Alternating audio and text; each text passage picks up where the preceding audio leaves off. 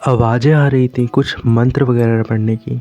मुझे महसूस हो रहा था कि मेरे कानों के पास कोई सांस ले रहा है।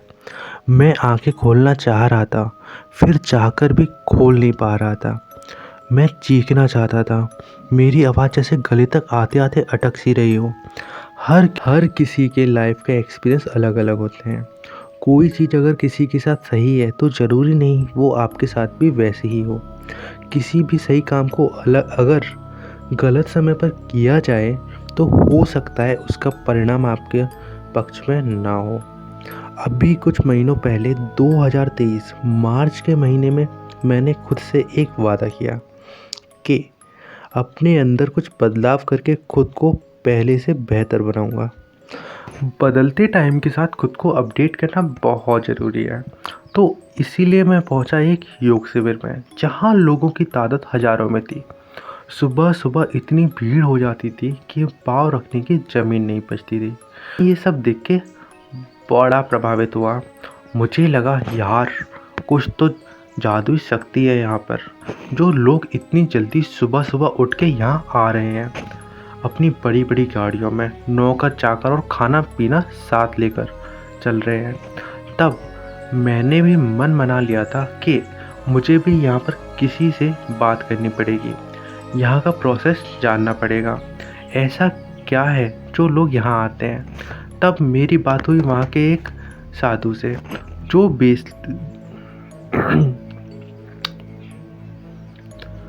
जो बेसिकली यहीं का काम वगैरह देखा करते थे, यहाँ आ रहे लोगों का सारा बायोडाटा रखते थे। मैंने उनसे कहा बाबा जी मुझे भी यहाँ आना है। तो उन्होंने कहा कि कल से आ जाओ। मैंने कहा यहाँ कोई फॉर्मेलिटी या कोई फ़ीस वगैरह नहीं है। तो उन्होंने कहा फ़ीस नहीं है, अपनी तरफ से जो तुम्हारा बन पड़े दे देना। मैं उनका धन्यवाद किया और वो चले गए। अगले दिन हम सुबह उठे 4 बजे। मुझे जहाँ जाना था मेरे घर से तकरीबन आधे घंटे का रास्ता था। मैं फ्रेश होकर तैयार हुआ और निकल पड़ा अपनी बाइक पर वहाँ के लिए। 5 बजे तक मैं वहाँ पहुँच चुका था। मुझे लगा कहीं देर ना हो जाए, पर पहुँच गया था टाइम से। वहाँ जाके एंट्री करी और बैठ गया बीच में आलती पालती मार के। लोग ध्यान लगा रहे थे, योगा कर रहे थे। मैं भी पूरी कोशिश कर रहा था उस माहौल में ढलने की, क्योंकि मेरा पहला दिन था यहाँ तो थोड़ी मुश्किल हो रही थी। लेकिन 2-3 दिन लगातार जाने के बाद मैं थोड़ा थोड़ा ध्यान लगाना सीख चुका था। 3-4 दिन तो मेरे में खूब एनर्जी थी कि जाना है, ये करना है, वहाँ जाना है, ध्यान लगाना है। खुद में बेताब रहता था और खुद में बदलाव महसूस कर रहा था। बस अब मेरे शरीर ने कुछ टाइम बाद जवाब देना शुरू कर दिया था, भाई तेरी नींद है पूरी नहीं हो रही है, तू पहले अपना कोई रूटीन बना। मुझे लगा कि रात को जल्दी सोना शुरू करना पड़ेगा। खूब कोशिश करने के बाद बात नहीं बन रही थी। एक दिन यहाँ जो बाबा जी थे जिनसे मैं पहले दिन आके बात की थी, मैंने उनसे पूछा यहाँ रात में भी आ सकते हैं क्या? तो उन्होंने कहा कि हाँ बिल्कुल आ सकते हो और लोगों की सेवा वगैरह भी कर सकते हो। तो मैंने उन्हें रोकते हुए कहा बाबा जी रात को यहाँ ध्यान लगाना है और योगा करना है और बाकी क्रियाएं की जाती हैं या नहीं? तो उन्होंने कहा कि बेटा योगा दिन में अच्छा है, सूरज निकलने से पहले और रात को कभी ध्यान नहीं लगाना चाहिए। मैंने पूछा ऐसा क्यों? तो उन्होंने कहा कि हर काम का एक सही समय होता है। और इतने में वो मुझे और कुछ बताते उन्हें किसी ने आवाज़ लगाई। वो चले गए। मुझे उनकी बातों में कोई दम नहीं लगा। मैंने सोचा कि रोज़ सुबह सुबह इतनी जल्दी उठना बस का नहीं है, तो क्यों ना रात को ही सारी क्रियाएं की जाए। तो मैं उस दिन वापस घर आके अपने काम में लग गया। सोचा कि आराम करता हूँ, नींद पूरी हो जाए तो ध्यान अच्छे से लगा पाऊँगा। मैं जाके सो गया। 2 घंटे की नींद लेने के बाद और शाम को टहलने के लिए बाहर चला गया। तो हल्का खाना खाया और ध्यान लगाने बैठ गया। पर पता नहीं चला कि कब कब मुझे नींद आ गई। अगले दिन मेरी आँख देरी से खुली। मुझे लगा कि शायद रात को ध्यान लगाया था, इसी वजह से नींद अच्छी आई थी। पर मैं भूल रहा था कि इतने दिनों की मेरी नींद पूरी नहीं हुई थी। मैंने सोचा कि आज सुबह तो मैं शिविर में जा ही नहीं पाऊंगा, लेकिन रात को घर पे ही ध्यान लगाऊंगा और ये क्रिया करूंगा। कल जब रात को ध्यान लगाया था तो नींद भी अच्छी आई थी। आज मैं दिन में नहीं सोया था, तो पूरा दिन निकालने के बाद रात को हल्का खाना खाया और सोने से 1 घंटे पहले मैं गया एक खाली कमरे में। मुझे ध्यान लगाना था और मैं नहीं चाहता था कि कोई मेरा ध्यान तोड़े या उसे भंग करे। मैं वहाँ एक चटाई बिछाई और आलती पालती मार के बैठ गया, जैसे शिविर में बैठा करता था। और जितना भी मैं वहाँ सीखा था वो मैं करने लगा। रात के 11 बज रहे थे और बाहर बिल्कुल शांति थी, बिल्कुल भी आवाज़ नहीं थी। ये ध्यान लगाए लगभग 10 मिनट हो चुके थे और मेरे समय का पता नहीं चला कैसे, जब मैंने आंखें बंद की हुई थी और आंखों के सामने अलग अलग विजुअल दिखाई देने लगे। अंधेरा सा छाने लगा, अजीब सी आवाज़ें आने लगी। मैंने बड़ी मुश्किल से आंखें खोली और मैं पसीना पसीना हो गया था। मैं जाके हाथ मुंह धोए और मुझे सुनाई थी किसी की गुनगुनाहट की आवाज़। शायद मेरा बहन था। वो मैं जाके सो गया। नींद बढ़िया आई थी। सुबह उठा तो एकदम फ्रेश होकर उठा और अब मैंने सोच लिया था, अब मैं सुबह सुबह उठ के शिविर नहीं जाऊंगा। मैं रात को ही घर पर ये क्रिया करूंगा। मुझे अच्छा लग रहा था और नींद भी अच्छी आ रही थी। सुबह उठने का भी कोई ज़रूरत नहीं थी। 2-3 दिन मैंने रात को ही ये क्रिया करी। मेरे मन स्थिर हो गया था, पर कहीं ना कहीं मुझे कुछ अजीब अजीब महसूस होने लगा था अपने आसपास। लगता था कि हर वक्त कोई मेरे आसपास है जो मुझे कुछ कहना चाहता था। उस रात जब मैं ध्यान लगाना शुरू किया तो आंखें बंद करते ही मुझे कुछ अजीब सा दिखाई देने लगा। अजीब सी आवाज़ें आ रही थी, मंत्र वगैरह पढ़ने की। मुझे महसूस हो रहा था कि मेरे कानों के पास कोई सांस ले रहा है।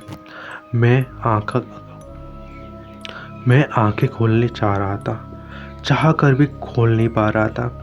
मैं चीखना चाहता था, लेकिन मेरी आवाज़ जैसे गले में अटक गई हो। मुझे महसूस हो रहा था किसी ने मुझे बंद कर लिया है और किसी ने मुझे अपने वश में कर लिया है। किसी ने मेरे शरीर पर कब्जा कर लिया था। अचानक से बाहर गाड़ी का हॉर्न बजता है और मेरा ध्यान से बाहर आ जाता हूँ। मेरी आंखें खुलती है और मैं पसीना पसीना हो चुका था, घबराया सा था।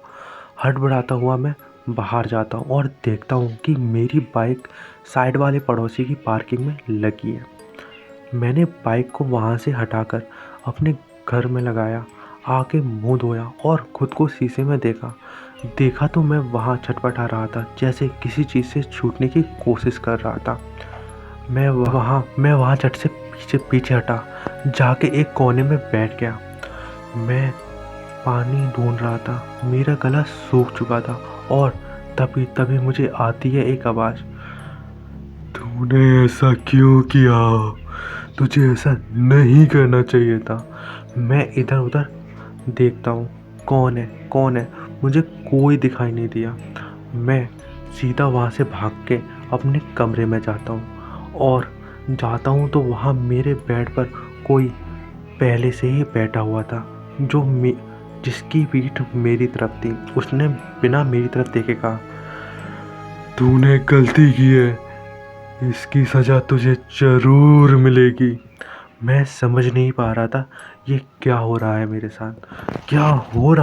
साथ, मैंने ऐसा क्या किया है जो मेरे साथ ये सब हो रहा है। इतने में दरवाज़ा फिर खुलता है। पापा थे वहाँ। पापा ने कहा, क्या हुआ तुझे, किससे बात कर रहा है? मैं जाकर गले लगा, उन्हें बताया कि ऐसा ऐसा मेरे साथ हुआ, ये सब हो रहा है, मुझे बचा लीजिए। पता नहीं ये सब क्या हो रहा है, मैं मरना नहीं चाहता, मुझे बचा लो पापा। और चिल्लाते हुए मेरी नींद टूटी, क्योंकि मैं ये सब एक सपने में देख रहा था। तो मेरी आंखें खुली। सुबह के 3:15 हो रहे थे, यानी भूतों का समय। मैं बहुत घबराया हुआ था। मैं बाहर गया, आप अपनी बाइक स्टार्ट की और निकल पड़ा शिविर की ओर। मेरे दिमाग में उथल पुथल मची हुई थी। मैं जल्दी से शिविर पहुंचा और वहां उन बाबा जी को ढूंढने लगा जिन्होंने मुझे बताया था कि थोड़ी देर में वो मुझे मिले। और मैंने उन्हें बताया मेरे साथ ऐसा हो रहा है, पर क्या हो रहा है, कौन है वो लोग, मुझे परेशान क्यों कर रहे हैं। बाबा जी ने मुझे से पूछा, तुमने रात को ध्यान लगाया था क्या? मैंने कहा, हाँ जी बाबा जी। पर इन सब बातों का इससे क्या मतलब?